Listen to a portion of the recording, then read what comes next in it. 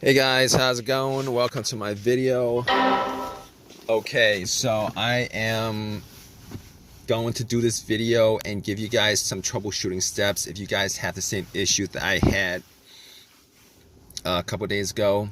I did get the problem fixed. Just want to tell you guys what I did to fix this issue, which was a crank but no start situation. All right, so basically I was at Walmart and parked my car, went to Walmart and spent about an hour there, came back out and tried to start my car, and my car cranked but it did not start. It kept on cranking but it did not start. So basically best place to be if I had a situation when I had that situation, considering, you know, if it's something easy to fix, I could probably get a lot of things. But anyway, I cranked it a couple of times. It kept on cranking. It kept on cranking. Didn't start up. Didn't crank over. So first thing that came to my mind was it's probably the battery, right? Haven't changed the battery for a couple years. Probably the battery. I haven't actually touched the battery for a couple of years. Haven't changed it. It was, you know, there's probably corrosion. But here's the thing about it. It was a strong crank. It wasn't a weak crank. It wasn't a slow crank. It was a strong crank. So that actually had me thinking, maybe it's not the battery. So I turned on the headlights, went out and checked the headlights. The headlights were pretty bright. So that actually made more of a case that it's probably not the battery. So I opened up the hood, obviously, checked out the battery. There was some corrosion on there. There was some corrosion on there. There was some corrosion on the battery. So basically what I did was I took some cans of Coke that I bought and put 2 cans and pretty much just you know, dunked it on the terminals. Pretty much just, you know, poured it on the terminals. You know, it's kind of messy, it's kind of dirty, it's kind of messy, it's kind of dirty. It, you know, it's gonna turn syrupy when you guys do that, but it will. Just take some water and rinse it off, guys. That's what I did also. But anyway, it oxidizes, it bubbled up. A lot of the corrosion was taken, was you know, came off. And went back to Walmart to get a couple of things. Went back to Walmart to get a wire brush. And pretty much cleaned up the battery terminals. Got a little set of wrenches and but I probably, you know, probably didn't need to do all that because I actually have a power pack to test that out. Thinking about it right now. But anyway, I cleaned it up. Try to crank it. It cranked. I mean, the crank might have been a bit stronger, but it cranked. Just didn't turn over. So I was like, all right, I forgot that I had the power pack in the back, but took the power pack out, popped it on, and try to turn it over. It cranked. It did not turn over. So at that point, I was like, okay,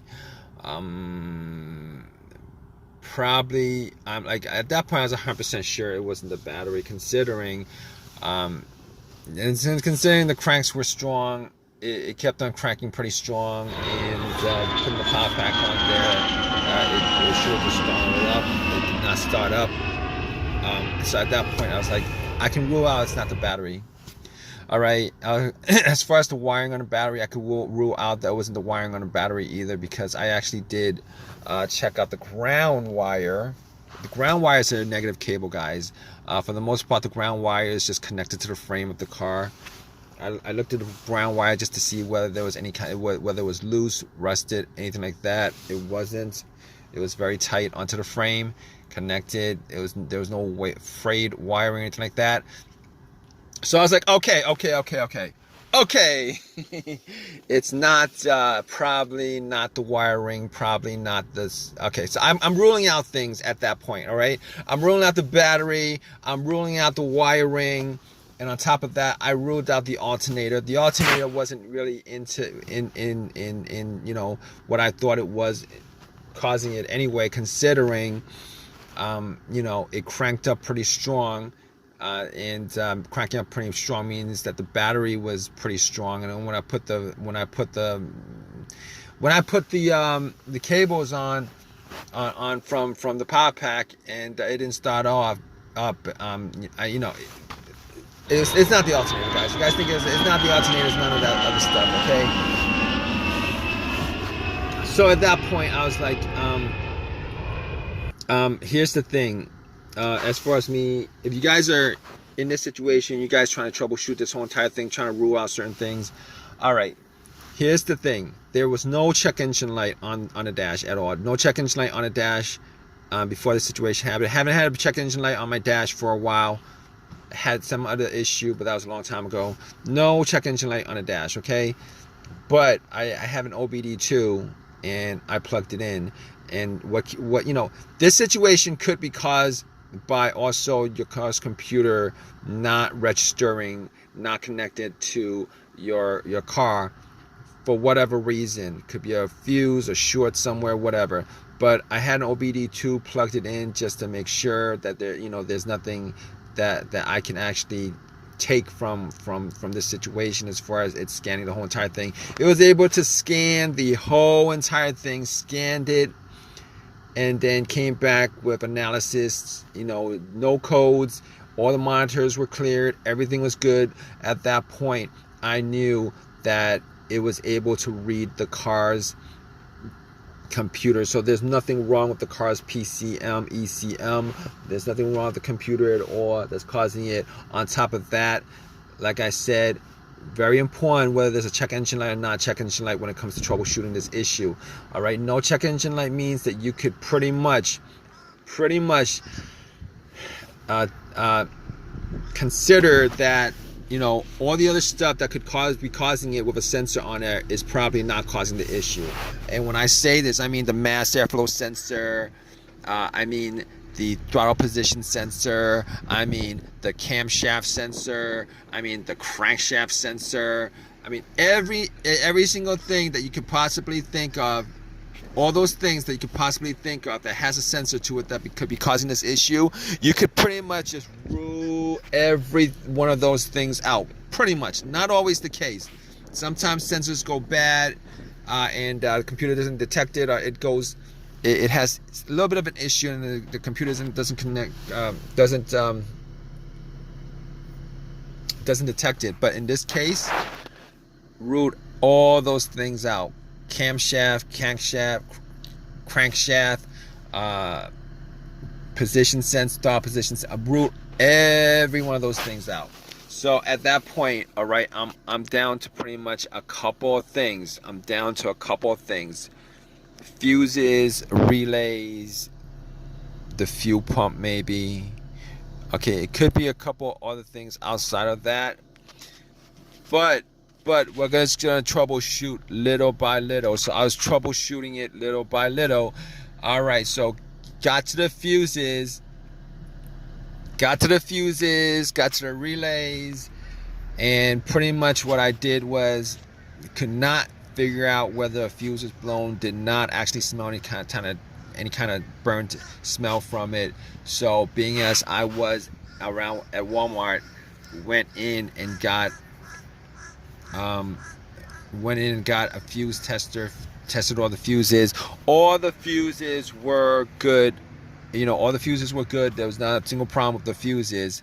And I pretty much came to, it's either one of two things at that point that I could think of. All right, there could be a couple more things, you know, the ignition, etc. But I was down to a couple of things, and I looked at the relay, the fuel pump relay. All right, but before I did that, I was thinking it might be the fuel pump. So I was in my car, and I was trying to figure out whether I could hear hear the fuel pump whizzing, priming. All right, so if you guys don't know how to do this, essentially you would normally need two people to do this. One to listen to the fuel pump priming as the ignition is turned to the on position, not the crank position, because once you get to the crank position, you're going to crank the car up and you're not going to be able to listen, hear it too well. All right, so basically I had, it was just me there, so I was sitting in the car and I turned it onto the on position, trying to hear whether there was a whizzing sound. All right, normally you will want somebody to turn on to the on position while somebody has the gas cap off, and you're listening to hear whether there's a motoring sound, motor sound, a motor sound. I couldn't do that. So I was listening, trying to hear it, and got to, I couldn't detect it at all. I could not detect it at all.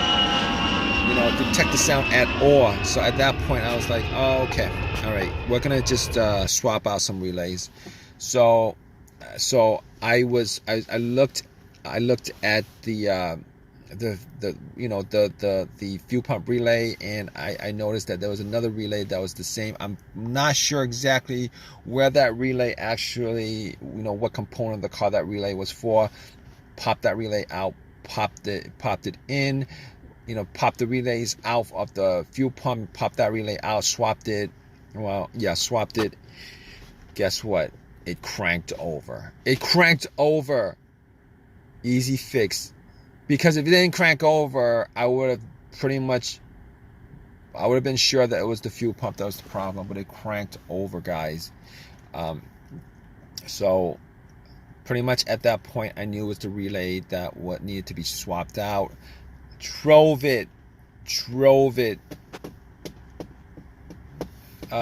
an AutoZone, got the relay, and pretty much just swapped the right one back, and threw away the bad relay, popped in the new one, and haven't had any issues since, guys. So if you guys are in this situation and you guys are looking for some troubleshooting tips on stuff like that, okay, just pretty much do what I did as far as troubleshooting each of those components. Hopefully you don't have a weird situation where it's some pretty crappy situation where it's a computer issue and the computer's not connecting to your car, which comes up every once in a while, or maybe even a fuel pump issue where you need to swap out a fuel pump, which is a lot more expensive than a relay.